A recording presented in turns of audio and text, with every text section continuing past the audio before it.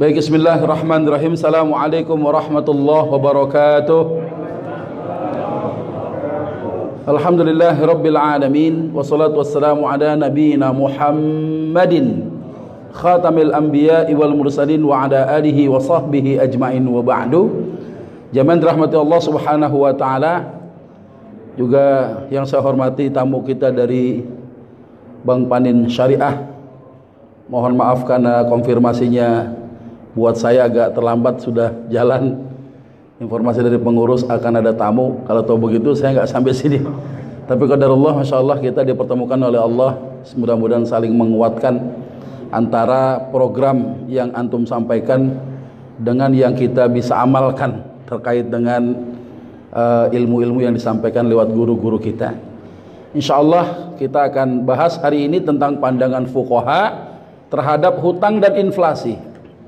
Semenjak tahun 1971, Amerika dengan perjanjian Bretton Woods-nya meninggalkan ketergantungan mata uang mereka dengan emas. Pada akhirnya banyak diikuti oleh banyak negara, mulai meninggalkan emas sebagai mata uang. Sehingga yang berlaku adalah mata uang kesepakatan, mata uang yang terbuat daripada selain logam emas dan perak. Yang ternyata mata uang ini, ya dulu ada logam yang dibuat selain emas dan perak. Sekarang itu ada mata uang yang bernilai karena kesepakatan. Ya, kemudian yang melemahkan adalah mata uang yang berlaku di antara kita, termasuk di beberapa negara-negara yang ada di antara kita. Itu mata uang yang tidak memiliki qimah zatiyah, nggak punya nilai intrinsik, nggak punya nilai pada dirinya sendiri. Ya, kalau emas itu kan komoditas, ya, sekalipun nggak dipakai sebagai mata uang di satu negara, ya maka ini emas, gitu kan, sebagai perhiasan ada harganya. Nah, ketika mata uang fulus berupa kertas-kertas karena kesepakatan tadi, anggaplah satu negara runtuh, digantikan dengan penguasa yang baru. Tiba-tiba penguasa yang baru mengatakan uang yang berada di masyarakat dengan gambar tertentu nggak berlaku, maka hancur sudah. Itu hanya seonggok kertas yang tidak ada nilainya itu.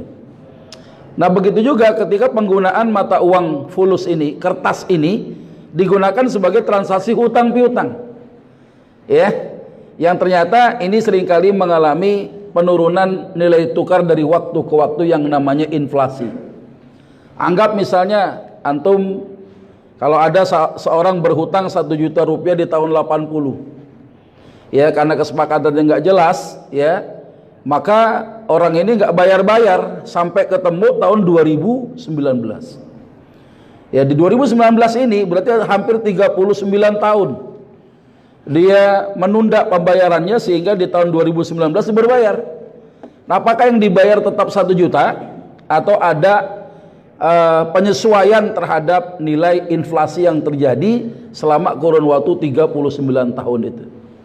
Ya, ini kan seringkali ditanyain loh kita nih, gimana caranya nih, gitu kan? Ya, nah terkait dengan itu, ulama kemudian membagi perbedaan, ya, apa mata uang yang terbuat dari logam emas dan perak, ya, atau dengan mata uang selain daripada emas dan perak itu. Ya, pertama ulama nyatakan, ya, bahwasannya jumhur ulama sepakat kalau ada orang yang berhutang emas, orang yang berhutang perak pada bobot tertentu dengan karat tertentu, maka dia wajib mengembalikan dengan nilai yang sama pada saat dia meminjam emas dan perak itu. Dulu pinjam 50 gram 24 karat, maka berapapun lamanya, ya, orang itu membayar itu harus dengan fisik yang sama, ya, nilainya secara jenis itu emas juga, bobotnya sama, karatnya sama. Ustadz, bagaimana kalau seandainya 2019 harga emas ternyata lebih tinggi, ya, ketimbang pada saat dia berhutang tahun 80? Ya, dalam hal ini jumhur ulama menambahkan sekalipun terjadi kenaikan atau penurunan nilai mata uang yang terbuat daripada emas dan perak, itu tidak berpengaruh terhadap transaksi hutang piutangnya. Gak peduli dia. Kenapa? Pinjam emas, pulangin emas. Ya, logika yang paling masuk akal begini. Ketika tahun 80 orang punya emas 50 gram 24 karat, dia menyimpan emasnya, nanti 2019 dijual, maka orang yang punya emas ini akan mendapatkan harga emas yang lebih tinggi ketimbang harga tahun 80, ya. Sementara emas yang dia punya dipinjam sama orang gitu loh. Ya, dipinjam sama orang, jadi wajar saja 2019 dia harus mendapatkan emas yang sama, ya, secara berat dan karatnya itu. Jadi wajar kalau ada orang yang mau bayar hutang dengan emas, dia beli dengan harga yang tinggi, ya nggak apa-apa, nggak ada urusan. Yang penting dibayar tidak dalam bentuk mata uang lain kecuali emas dengan emas. Mutamatsilan naqdan namanya. Ya. Nah, kemudian ulama kemudian membagi jenis yang lain. Ada uang selain emas dan perak. Mayoritas ulama diantaranya pendapat pribadinya Abu Hanifah, ulama Al-Malikiyah, ulama Asy-Syafi'iyah wal Hanabilah berpendapat bahwa naik turunnya nilai tukar uang selain emas dan perak tidak berpengaruh terhadap pelunasan hutang piutang itu. Maksudnya apa? Pinjam duit tahun 80 1 juta, nanti 2019 bayarnya berapa? 1 juta juga. Ini kata jumhur ulama, dia nggak peduli dengan terjadinya inflasi. Ya, alasannya apa? Turun naiknya nilai mata uang akibat inflasi itu tidak dianggap sebuah kerugian yang harus ditanggung oleh orang yang berhutang tuh. Ya, jadi kalau ada inflasi, nilai mata uang yang dipinjam ternyata turun, dulu 1 juta bisa beli macam-macam gitu kan. Tahun 2019 1 juta ya nggak banyak dibeli macam-macam tadi. Ya, sehingga kerugian itu tidak ditanggung oleh orang yang berhutang. Ya. Nah, kenapa kok sampai begitu? Karena inflasi ini terjadi di luar ya kendali antara dua orang yang melakukan transaksi hutang piutang. Ya, sehingga jumhur ulama katakan apa? Orang yang menghutangkan orang lain itu harus siap dengan resiko bahwa uangnya akan mengalami inflasi.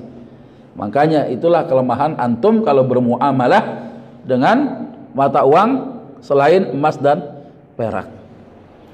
Tadi kalau program haji dan umroh tadi, ya, itu bukan pinjam-pinjam duit, tapi pihak Panin Bank Syariah, Bank Panin Syariah itu, ya, itu menjual paket perjalanan, jasa paket perjalanan yang dibeli dengan cara mencicil. Hukumnya boleh nggak? Boleh, nggak apa-apa.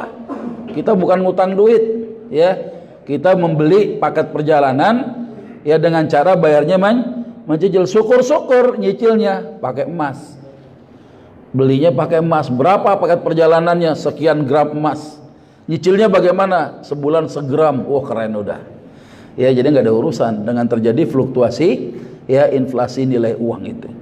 Nah, ternyata di antara pendapat jumhur ulama yang menyatakan kalau pinjam 1 juta tahun 80, 2019 dibayar 1 juta juga, ya rasanya yang punya utang, yang ngutangin itu kerugian. Dan dalam Islam ini nggak boleh ada hal yang dirugikan itu, sekalipun dia mereguk pahala begitu banyak gitu kan. Tapi jadi masalah, ini realitasnya saja, bahwa 1 juta dulu mungkin bisa beli tanah sekian meter gitu, sekarang 1 juta buat beli apaan gitu kan. Nah, sehingga ada pendapat yang kedua, pendapat diantaranya adalah sahabatnya Abu Hanifah, adalah Abu Yusuf Al-Hanafiyah.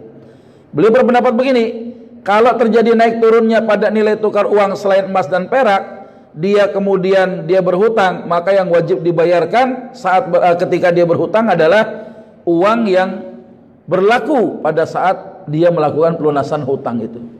Jadi kalau 1 juta tahun 80 mengalami nilai inflasi selama 39 tahun, maka dia harus nambahin, jangan 1 juta doang dong, harus ada tambahannya. Ya, ini kata Abu Yusuf Al-Hanafi.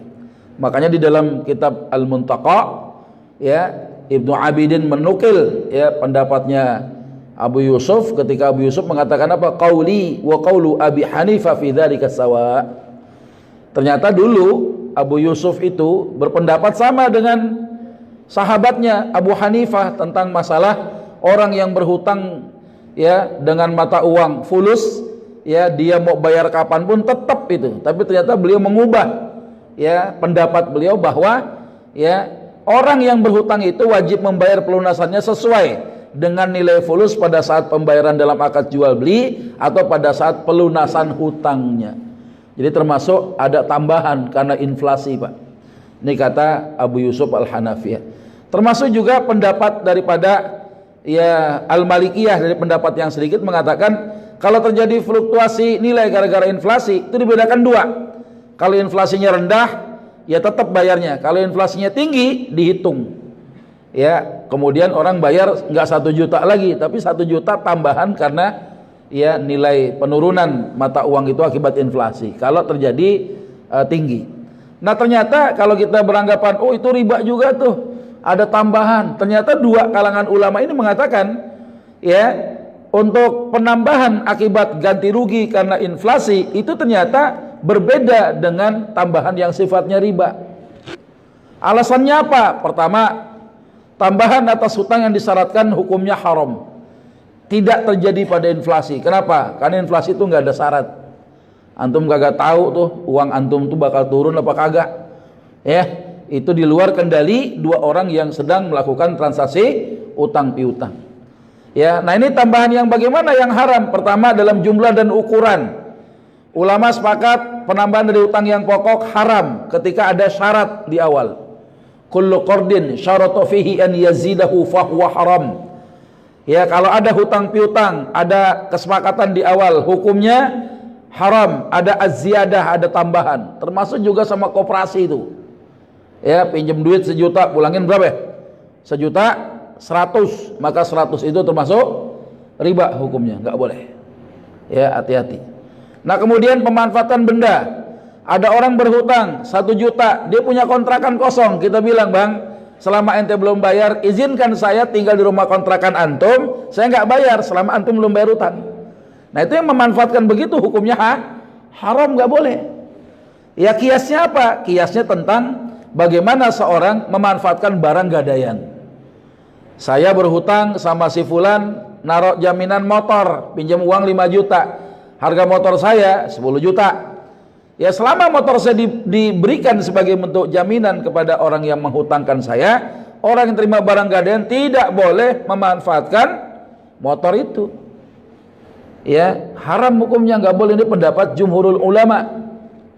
Ya, di dalam kaulnya ya ada seorang ulama malah menyamakan kalau seandainya ada ya laisa lil murtahin an yantafi'a bil marhun, penerima untuk memanfaatkan barang gadaian hatta law kana ar-rahan abdan, ya sekalipun yang digadaikan itu budak. Ya, kalau ada budak digadain, kan budak itu komoditas, Pak. Ya, budak itu bisa ditaruh di meja judi, bisa dijual beliin, dan itu mahal. Orang kaya selain punya emas dan perak, banyak budaknya, itu kaya di masa lalu. Kalau ada orang berhutang naruh budak jaminannya, maka budak tadi nggak boleh dipaksa untuk bekerja di rumah orang yang menghutangkan itu. Nggak boleh melayani orang yang menghutangkan, karena barang gadaian itu nggak boleh dipakai. Hatta misalnya budak itu perempuan, nggak boleh tidurin juga. Wah ini budak nih, halal nih nidurin, tapi budak orang lain kagak boleh.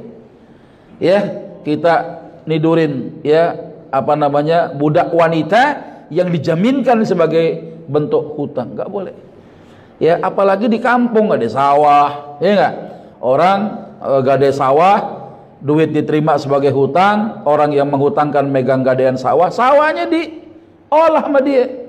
Panen berkali-kali itu, maka bentuk pemanfaatan barang gadaian ini kata ulama dia termasuk ya riba karena mendapatkan manfaat daripada hutangnya itu, nggak boleh. Ya, nah kemudian jasa atau pekerjaan, orang berhutang disyaratkan, lo boleh ngutang sama gua 2 juta, tapi selama belum bisa bayar, lo cuciin mobil gua dah. Ya, setiap hari dicuci, gitu ya. Nah ini nggak boleh juga, ada namanya apa? Jarra manfaah. Ya, setiap pinjaman yang ada manfaat, ada keuntungan bagi orang yang menghutangkan itu, fahuwa riba, hukumnya riba, kagak boleh. Ya, nah ini untuk membedakan antara kerugian akibat inflasi ya dengan yang disebut dengan riba tadi. Ada kualitas yang lebih baik, boleh nggak sih kita pinjam sesuatu kemudian kita berikan yang lebih baik daripada itu? Boleh saja, kalau barang yang kita pinjam adalah barang kimiat. Ya, barang yang tidak bisa ditakar, nggak bisa ditimbang. Contohnya apa? Ayam hidup. Ya, ayam hidup yang saya makan dagingnya, bulunya mah kagak. Iya nggak bang? Pinjam ayam sama Pak Haji sebelah. Ji, pinjam ayam Ji. Buat apa? Ada tamu, kita mau bikinin kari ayam, kita nggak punya duit. Ya, ada bumbu doang tuh di dapur, daging ayamnya kagak. Ya, ambil aja dah kata Pak Haji, diambil ayam sama saya potong, bulu saya buang, ceker saya nggak pakai, jero-jeroan sebagian saya pakai, sebagian saya buang. Tapi yang wajib saya pulangin harus utuh. Nggak bisa minjemnya ayam pulangin pakai daging ayam. Jadi kemarin saya kan minjem ayam, ini gue pulangin dagingnya aja dah. Ya, saya kan pakai dagingnya doang, bulunya kagak, gitu kan? Itu nggak boleh, harus ada pulangin ayam juga, walaupun ayam yang dipinjam sebagai hutang adalah ayam yang kurus, ya, jarang mandi tuh ayam, gitu kan. Nanti ada ayam yang saya pulangin lebih besar, lebih montok, ya, timbangannya lebih berat, ya, kira-kira tongkrongan lebih besar daripada ayam yang saya pinjam. Hukumnya apa? Boleh. Ya, itu barang kimia, barang yang nggak bisa diserahkan karena nggak bisa ditakar, nggak bisa ditimbang. Ya, barang hidup tadi, kambing hidup, pulangin kambing, pinjam unta, pulangin unta, pinjam kebo, pulangin kebo. Ya, nggak boleh pinjam kambing, ya, pulangin ayam 30 ekor, nggak bisa. Ya, nggak bisa itu. Ya. Nah, ini sehingga apa? Inflasi, penambahan akibat kerugian, bukan riba karena tidak masuk syarat ini. Gitu ya.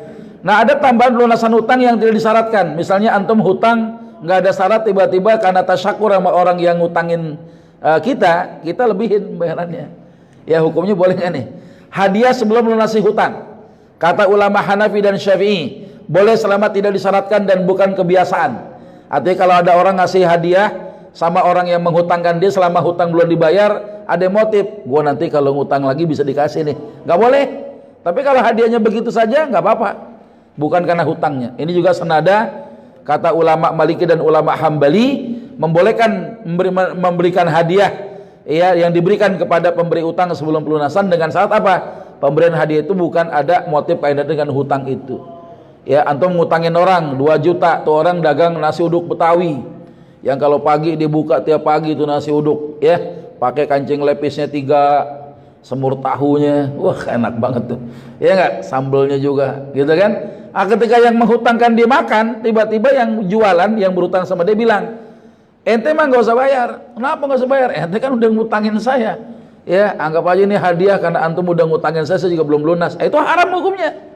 Tapi kalau hadiah, antum datang kemari sebagai tamu, anak jamu aja lah, ya, itu bukan hadiah karena hutang, itu nggak apa-apa. Ya, nah kalau ada hadiah karena hutang itu nggak boleh selama hutang itu belum dilunasi. Nah, kemudian ada hadiah saat melunasi hutang. Boleh selama tidak disyaratkan dan tidak ada kebiasaan. Misalnya antum pinjam 1 juta, nggak ada akad, nggak ada kebiasaan. Setelah mulangin 1 juta dibayar, ada tambahan 100.000 buat orang yang menghutangkan kita, boleh. Selama bukan kebiasaan, tidak disyaratkan, hukumnya boleh. Ya, itu hadiah pada saat lunasi hutang piutang. Ya.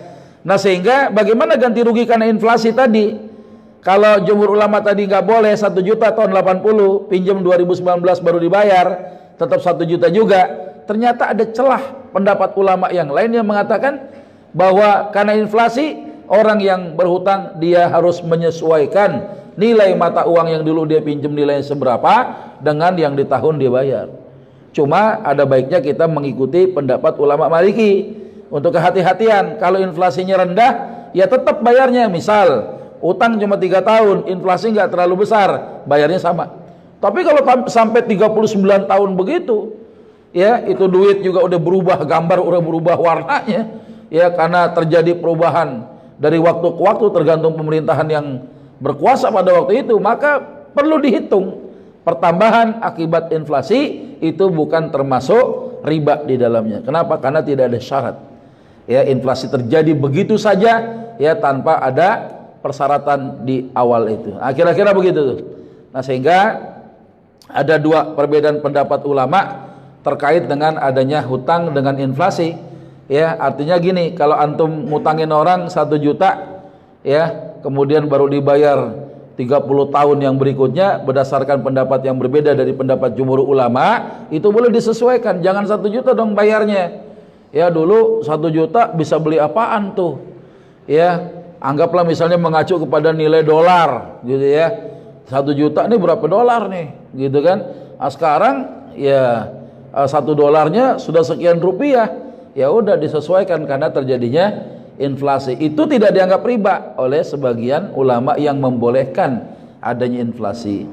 Nah, tinggal antum pilih mana pendapat yang sesuai. Mungkin kalau antum sebagai orang yang menghutangkan, wah gue pilih pendapat kedua aja, ya, karena kagak rugi. Tapi buat orang yang berhutang, gue pendapat pertama aja dah, ya, ngutang 1 juta tahun 80 bayar juga 2019 1 juta juga. Akhirnya kan terjadi semacam itu, ya. Tapi sebagai kuncian yang harus kita pegang adalah sabda Rasulullah, khairukum ahsanukum qadaan, sebaik-baik kalian adalah orang yang paling baik dalam membayar hutangnya.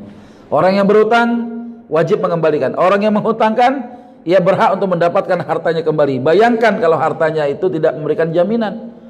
Inflasinya terlalu tinggi, uang 1 juta tahun 80 bisa beli tanah, ya. Tahun sekarang 1 juta buat beli apaan, gitu kan? Wah, ini mah kurang ini. Jangan sampai kita menyakiti hati orang yang telah memberikan kebaikan itu kepada kita. Asalkan apa? Tidak ada syarat di awal, bukan karena kebiasaan. Itu inflasi tanpa kendali, 2 orang yang melakukan transaksi hutang piutang. Wallahu a'lam bishawab. Ya, kalau ada pertanyaan dipersilahkan. Ya, fadhal. Waalaikumsalam warahmatullahi wabarakatuh. Silakan. Berapa duit? 100 juta? Ya. Mungkin jualan cilok. Ya. Itu nanti si pemberi utangnya mensyaratkan misal dari 30% dari pendapatnya itu bagaimana Ustaz? Dan 30% dari total PP-nya. Pendapatan apa dari total uang yang ditanam? Penghasilan totalnya Ustaz. Penghasilan total, ya, baik.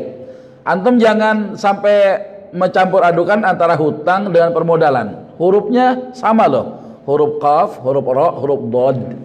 Cuma bacanya berbeda. Kalau hutang piutang itu qardun, kalau permodalan qiradun.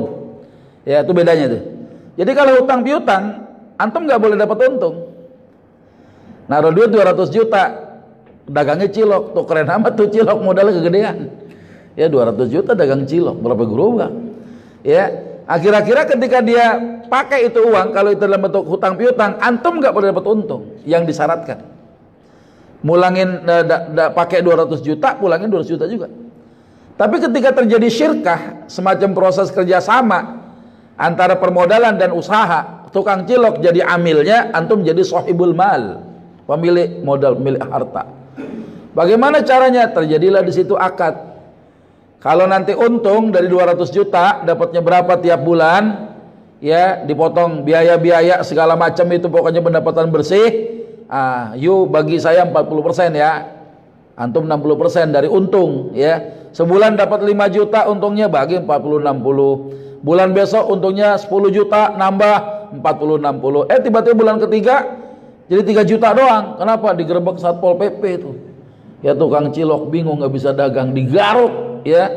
Dia punya gerobak, rugi dia, 3 juta doang dapatnya. Maka dibagi berapa? 40-60% atas 3 juta.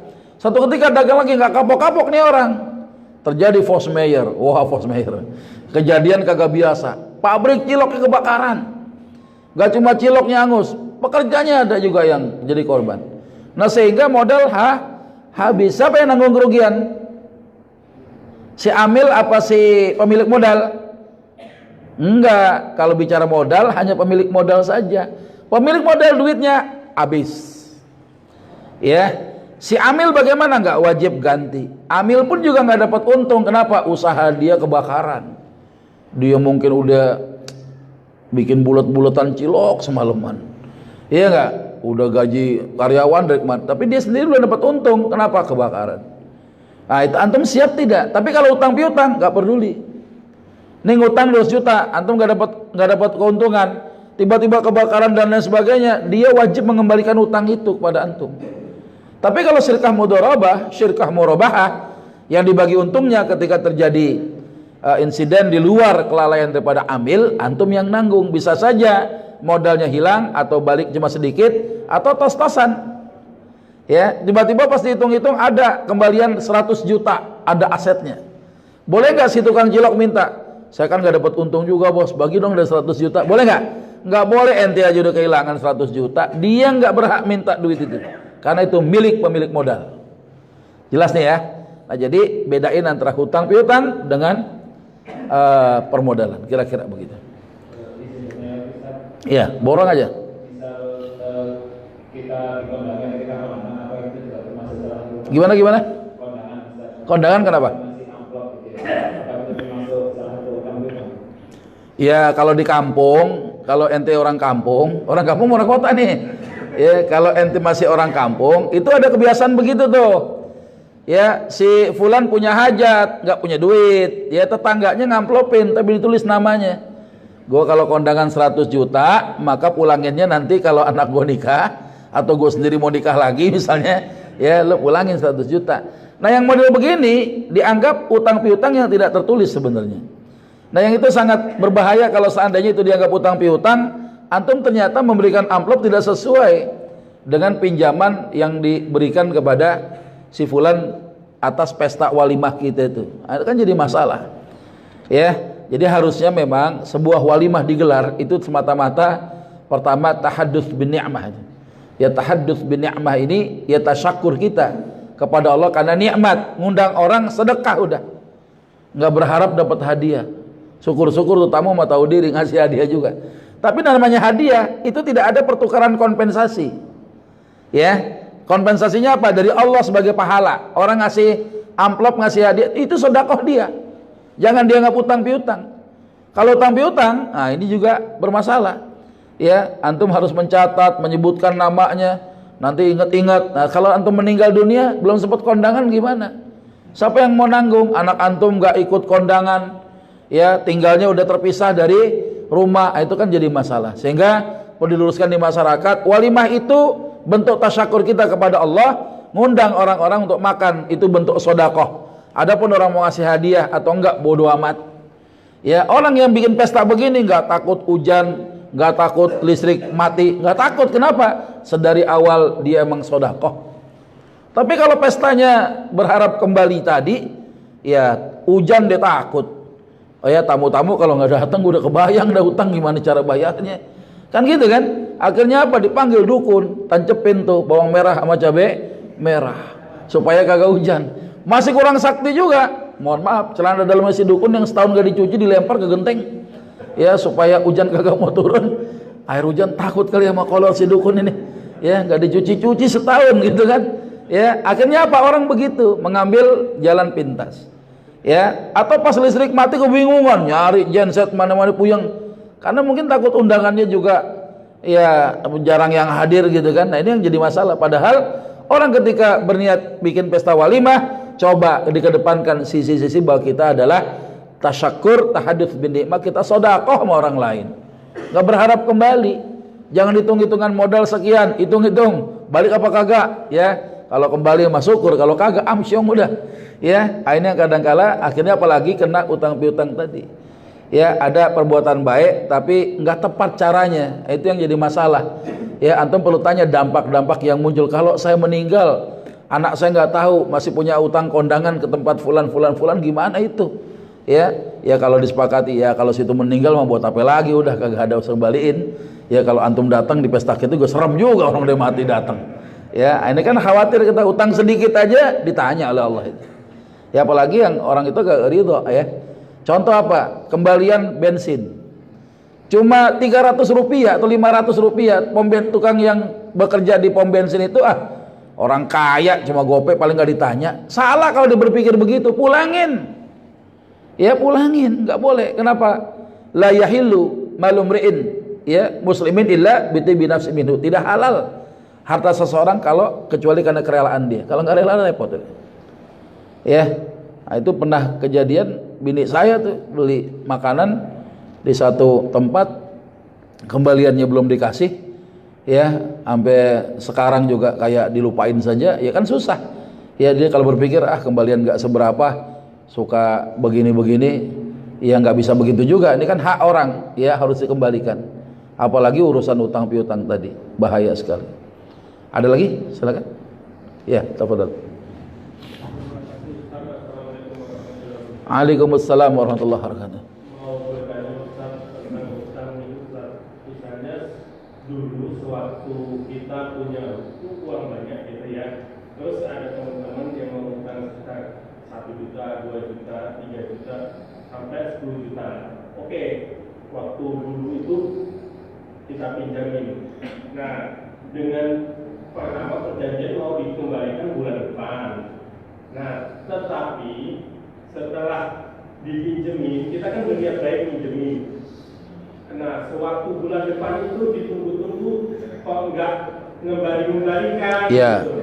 Nah, solusi Yang mana itu orangnya? Yang mana? Orangnya ada nggak di sini? Tunjuk aja. orangnya nggak ada di sini. Oh, nggak ada di sini. Jadi setelah ditunggu-tunggu sampai bertahun-tahun sampai saya pindah gitu loh, pindah kerja. Nah, itu nggak ujung-ujung mengembalikan dan kemungkinan kalau ditagih itu malah lebih galak gitu loh. Nah, jadi solusinya itu gimana ya Ustaz? Padahal kalau kita berpikiran dulu memang waktu itu punya banyak uang, ternyata setelah di sini banyak kebutuhan. Nah, teringat terus padahal niatnya dulu itu udahlah diikhlasin aja. Tapi setelah lama-lama kok itu ternyata harta saya banyak juga di daerah ya. Ya udah saya pikiran apa di caranya gimana supaya solusinya yang terbaik buat saya. Baik. Terima kasih. Ya, ini cukup jadi fenomena yang ada di masyarakat kita ya. Waktu antum nanya aja banyak cengar-cengir nahan-nahan. Itu go banget katanya tuh. Kok go banget tuh katanya. Jadi kalau ada orang berhutang janji sebulan, tiba-tiba dia nggak bayar-bayar. Ya orang yang ngutangin lama-lama enak juga. Kenapa? Dunia kan berputar. Dulu waktu banyak duit, utang belum dibayar aja juga nggak peduli. Bahkan lupa gue punya duit di luar. Ternyata ya kondisi berubah, ekonomi surut gitu kan. Dihitung-hitung hartanya cuma sedikit, tapi di luar banyak nilainya. Ya bagaimana caranya? Ada dua pilihan. Antum punya hak, ya tagih. Ya sebisa mungkin ditagih. Cari. Sekarang kan dunia era 4.0 ini. Ya, yang namanya revolusi industrialisasi dengan digital itu sudah gila-gilaan. Nyari orang gampang, Pak. Apalagi antum bilang kerja saya pindah, datengin aja kantornya. Ya, mau tahu nih kapan waktu sampein, ya. Nah, itu boleh karena antum punya hak di situ. Tapi dengan keleluasan yang antum sampaikan kepada teman-teman yang berutang tadi, itu hari-hari itu pahala, Pak. Dan kata Nabi di dalam satu hadis, Allah berfirman kepada Rasulullah pada saat mi'rajnya Rasulullah, membedakan antara pahala sodako dan pahala hutang. Kalau pahala sodako itu asyru amsalihah, 10 kali saja, 10 kali ya pertambahannya. Tapi kalau yang namanya hutang itu 15 kali pahalanya. Sehingga ada ulama mengatakan saya lebih senang menghutangkan orang ketimbang sodako. Tapi ulama yang ngomong, bukan ente nih. Kalau ente kan, wah gue nggak mau. Itu mah cuma ngindarin sedekah doang. Pokoknya gue ngutangin aja dah. Ternyata amsyong juga, rugi juga. Ya, ngutangin sekian banyak orang dia kagak bayar juga. Punya hak nggak kita kembali? Boleh, kita tagih terus. Ya, nah kebalikannya orang yang mampu dia nggak bayar utang, apalagi demen antum pindah kerja. Syukur-syukur biar cepet aja dah. Ya, biar cepet pindah sono makin jauh. Ya, ini orang kalau dia punya kemampuan apa kata Nabi? Matlul ghani zulmun. Orang kaya yang nunda pembayaran hutangnya itu kezaliman. Dosa antum bisa pindah ke dia tuh hari-hari. Ya, dia dosa terus. Nanti diakumulasikan pada saat kapan? Terjadi di yaumul hisab, antum menuntut minta keadilan kepada ya Allah, saya punya harta dulu, saya nolong orang lewat hutang, saya berikan keluasan pada dia, tapi dia nggak bayar-bayar. Saya nggak ridho. Kenapa? Kondisi ekonomi yang saya alami pada waktu itu sedang surut. Saya butuh hak saya dikembalikan, tapi dia tidak mau mengembalikan. Kalau seandainya dia mampu, ternyata dia tidak mau bayar hutangnya, saya tidak ridho. Ya Allah, minta keadilan. Apa keadilan Allah itu? Allah mengambil pahala orang yang berhutang tadi pindah ke tempat antum sampai lunas. Kalau dia nggak punya pahala lagi buat bayar kezalimannya, karena dia punya harta nggak bayar-bayar hari-harinya, dosa antum pindah sama dia, makanya rugi. Orang yang berhutang itu, orang yang menghutangkan nggak akan pernah rugi. Secara zahir dunia angkanya nggak dipunya, tapi angka di akhirat masya Allah. Nah jadi pilihan yang kedua, antum mengikhlaskannya. Caranya bagaimana? Antum datengin, jangan cuma di hati doang. Ikhlas aja dah ya Allah. Seminggu kemudian dia bayar. Ya nggak jadi ikhlasnya. Ya baru di hati ini katanya. Iya nggak? Malaikat kan bingung nulisnya ntar. Ya, tuh orang udah dikagumi sama malaikat tujuh langit itu. Wah, ini orang hartanya sekian miliar dihutangin, dia ikhlasin di hati doang. Ya, ada pahala. Pas lama-lama bulan depan ada yang bayar. Diambil juga yang tadinya pahala, dihapus jadi apa? Ucapannya terlalu katanya. Ya, terlalu tanggung ya. Nah, jadi kalau ada orang yang berhutang dengan akad, memutuskannya pun dengan akad juga. Antum samperin, niatin, kita mendakwahi. Ada duit nggak buat bayar? Nggak ada bang. Bener nggak ada? Iya. Ana salaman aja, udah lunas aja deh. Ya sudah begitu harusnya. Ya sampein. Kalau emang antum miskin, nggak punya harta, ya udah saya ikhlaskan tuh, biar antum nggak pikiran. Lunas ya, lunas, selesai. Ya harusnya begitu. Tuh ada. Kalau nggak, ya wasiat kepada ahli waris antum.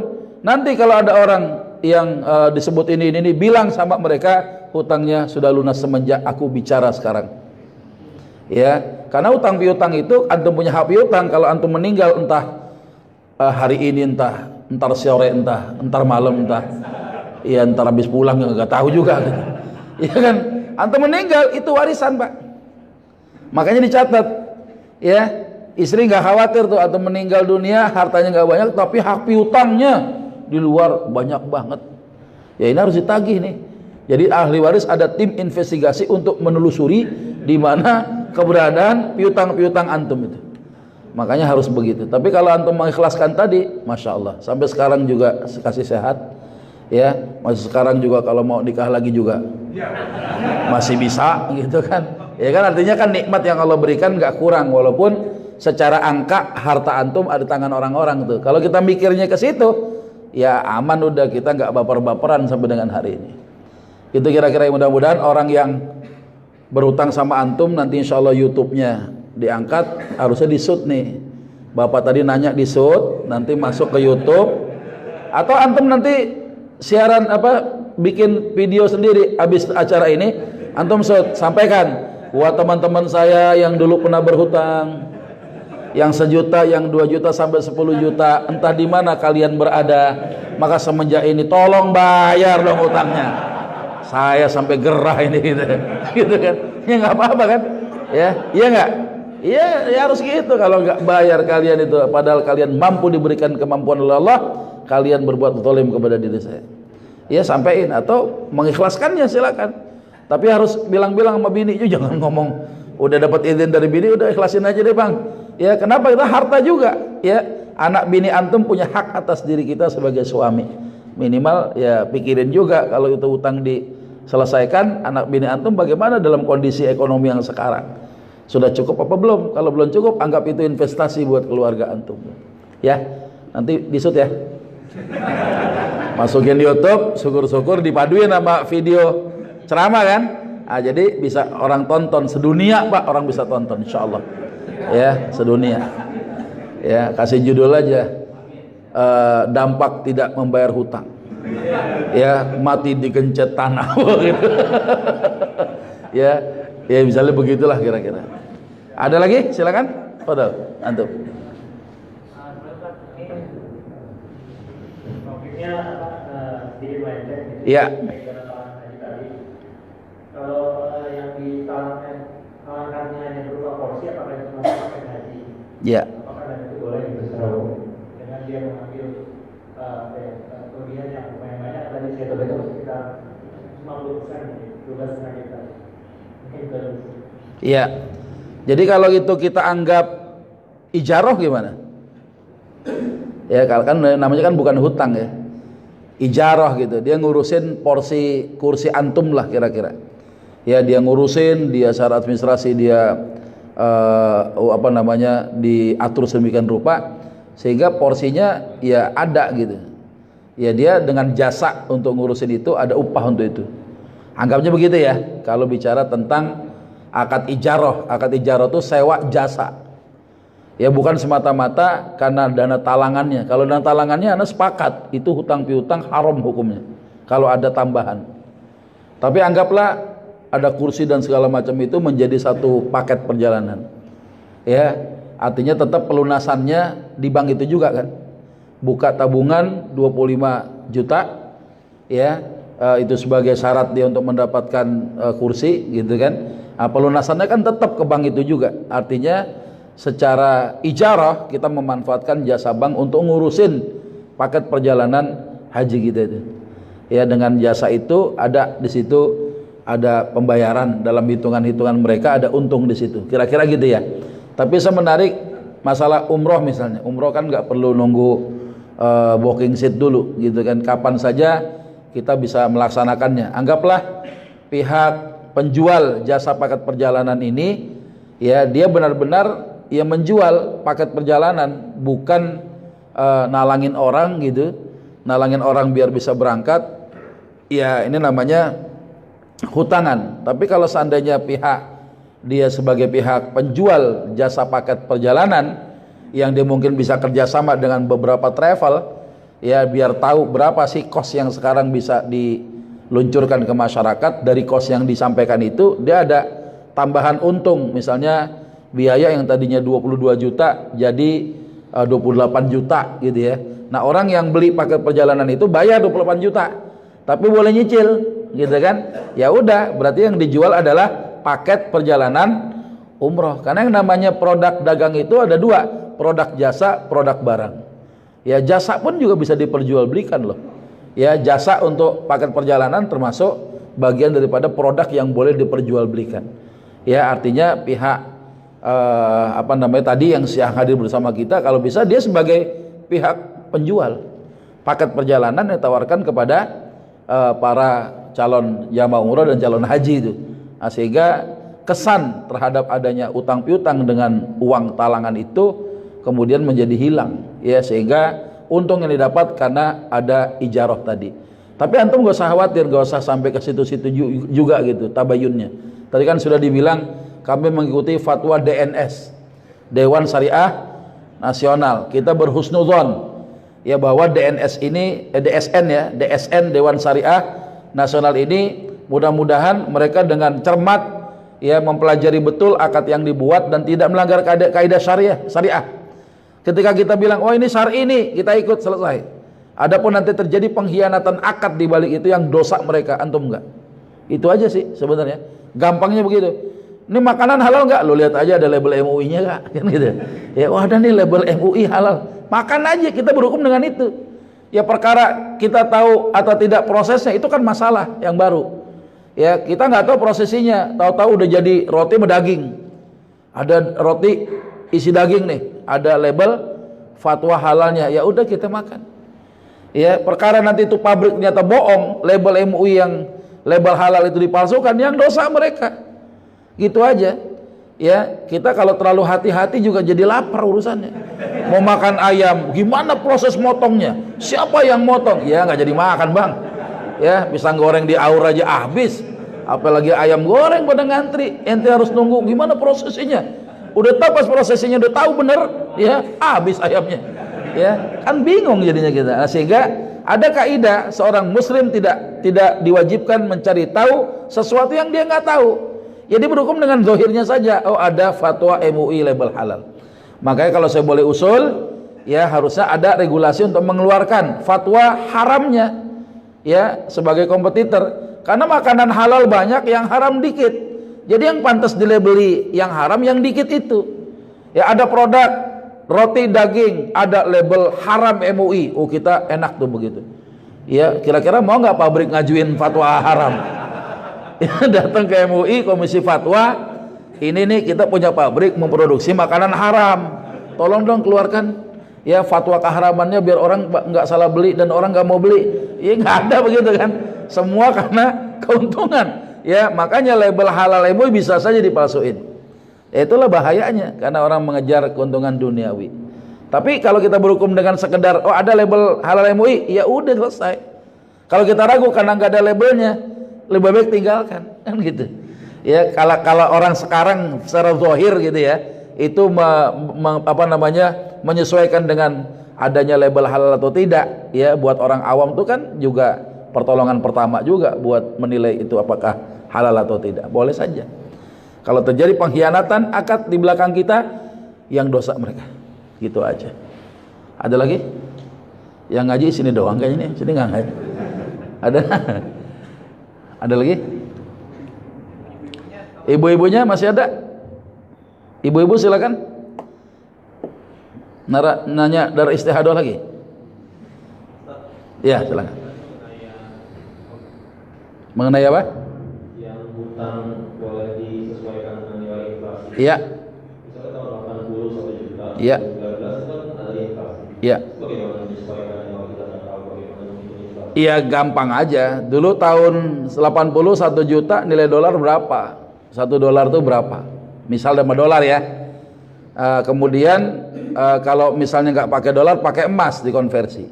Tapi tetap bayarnya rupiah. Misalnya 1 juta, ya dulu bisa beli emas berapa gram? Ya maksudnya itu kan kalau menyesuaikan dengan ada emas, ada tanah, ada beras, ada juga orang yang Ya nggak bisa begitu. Namanya inflasi itu bukan dari beras, bos. Masa inflasi dari beras? Harga beras naik, rupiah jadi turun? Enggak. Artinya nilai tukar mata uang kita terhadap mata uang lain itu mengalami nilai fluktuatif, baik itu turun maupun naik, gitu loh.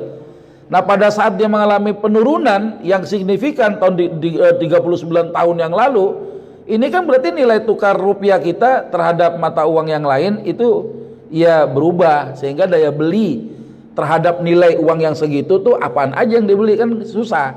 Nah, sehingga antum tinggal pilih mau ngikutin mata uang selain mata uang rupiah kita dengan mata uang negara lain, atau dengan mengacu kepada nilai emas pada waktu tahun 80 itu. Dulu 1 juta bisa beli emas berapa gram, misal ya.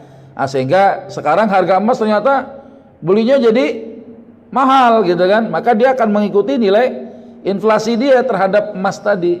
Tinggal disesuaikan saja, asalkan ya tadi tidak terjadi karena kesepakatan di awal. Tapi kalau disepakati di awal, lo mau bayar kapan aja boleh, tapi sesuaikan ya dengan adanya inflasi, baru kena itu haramnya. Karena dia mulai memasukkan sebagai syarat. Kalau tidak ada syarat ya udah ya berlaku begitu saja. Karena kan mata uang ada yang stabil, ada yang kadang naik atas mata uang lain, atau kadang turun kan gitu. Nah, pada saat mengalami penurunan itu kan kerugian bagi orang yang menghutangkan dia, gitu kan. Nah, ini kalau saya pribadi ya saya masih memegang pendapat ulama yang pertama itu yang mengatakan bahwa pinjam 1 juta pulangin 1 juta. Tapi saya tahu diri, ketika saya pulangin 1 juta tahun 2019, orang itu mukanya suwe-suwe, ya kesel-kesel. 1 juta tahun 80 sekarang bayar 1 juta juga. Saya tahu diri, ketika saya lunasi, saya bayar, selesai saya pulang, saya ngamplopin dia. Bang, sebagai rasa syukur saya, ini ada hadiah untuk antum. Dibuka 5 juta isi amplopnya. Wah, udah seneng udah. Ya, utang 1 juta dapat duit berapa ya? 5 juta, karena saya tahu diri, ya enggak? Kalau begitu boleh menyiasati al-khuruj minal khilaf, keluar daripada perselisihan ulama tadi. Begitu yang paling bagus, membayar hutang tuh begitu kata Nabi. Kenapa? Karena Nabi pernah melebihkan pembayaran kepada Jabir bin Abdullah. Kata Jabir bin Abdullah, aku punya hak piutang atas diri Rasulullah, faqadoni wa zadani. Beliau membayar utang itu kepadaku dan melebihkan pembayarannya.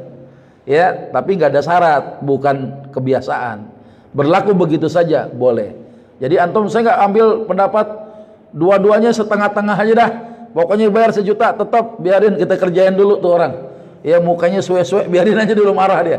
Mau ngomong nggak berani, takut jadi riba. Tapi saya sudah siapkan Ustadz, ada hadiah untuk dia. Kan boleh nggak? Boleh tadi hadiah pada saat pelunasan, boleh nggak? Boleh banget. Yang penting nggak ada syarat sebelumnya.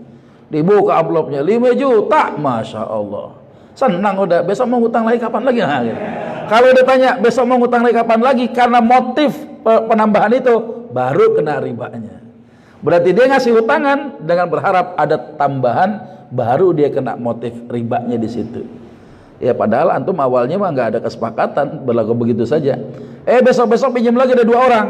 Yang satu antum kalau mulangin selalu ada hadiahnya. Yang satu boro-boro mulangin ada hadiah, bayar aja telat. Ya, tiba-tiba si fulan yang suka ngutangin orang ini senang dia ngutangin bantu orang lain, ngasihnya ke antum. Karena dengan motif apa? Untuk mendapatkan hadiah, baru kena ribanya di situ. Menjadi muta'arifan, jadi kebiasaan itu nggak boleh. Jelas ya? Jadi tinggal pilih aja tuh, ya kemampuan yang antum bisa jalan. Kalau anak begitu, ngambil jalan tengahnya begitu. Ya tinggal lebihin aja pemberian, walaupun tidak tanpa syarat, bukan kebiasaan. ya untuk menjaga apa? Ya hak daripada orang yang menghutangkan kita supaya dia nggak kehilangan daripada nilai. Nah, solusi yang kedua apa? Pakai emas. Pinjam uang, nggak punya uang rupiah, uang dolar kagak ada, emas 5 gram ada nih bang, nanti lu mau bayar 5 gram juga, udah begitu malah lebih aman. Makanya untuk hutang piutang jangka waktu yang kalau bayarnya kumaha engke, ya yang begini nih repot nih, ya kumahaengke.com ini, ya mau bayar gimana ntar aja dah, yang begini yang repot, ya kumaha engke kan begitu tuh, ya orang Bogor senjatanya, kumahaengke.com, ya kalau misalnya mau bayar entar gimana ntar, ya repot, pakai emas aja udah, jangan pakai rupiah, ya dicatat ada apa namanya tanda tangannya, perjanjiannya supaya menguatkan ya kepemilikan kita. Itu barangkali ya yang bisa disampaikan. Insya Allah nanti kita akan ketemu lagi. Ya saran anak kalau ada hal-hal yang tidak biasa kayak sekarang, sampaikan aja jauh-jauh hari gitu ya. Karena terus terang kalau dipindah waktu udah kagak ada waktu lagi dalam sebulan itu, waktunya sudah terjadwal di tempat-tempat yang lain.